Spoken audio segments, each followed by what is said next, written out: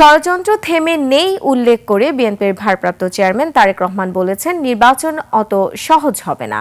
এর জন্য নেতাকর্মীদের ঐক্যবদ্ধ হয়ে জনগণকে সংগঠিত করার আহ্বান জানিয়েছেন তিনি। এছাড়া ইনকিলাব মঞ্চের মুখপাত্র ওসমান হাদির উপর আক্রমণ গভীর ষড়যন্ত্রের অংশ বলে উল্লেখ করেন তারেক রহমান। সোহেল সামির রিপোর্ট।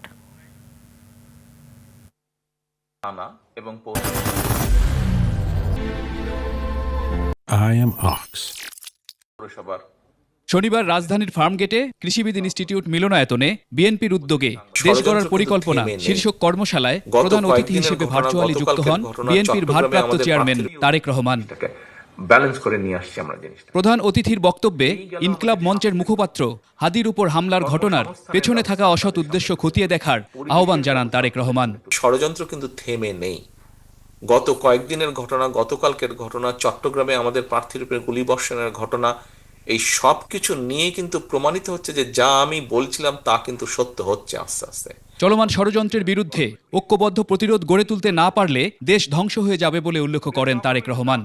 কাজে আমরা যদি নিজেদের মধ্যে মতপার্থক্য কমিয়ে নিয়ে না আসি, আমরা যদি নিজেরা ঐক্যবদ্ধ না হই, সহকর্মীবৃন্দ, এই দেশ ধ্বংস হয়ে যাবে।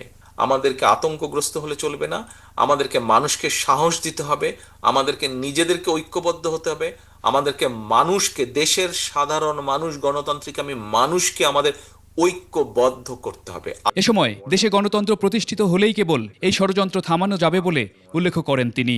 আমরা যত ঐক্যবদ্ধ হব, আমরা যত সামনে এগিয়ে আসব, আমরা যত পরিস্থিতি তৈরি করব, যে কোনো মূল্যে নির্বাচন হতে হবে। এই পরিস্থিতি যত আমরা তৈরি করব, ষড়যন্ত্রকারীরা তত পিছু হটতে বাধ্য হবে। সোহেল সামি, 21 টেলিভিশন, ঢাকা।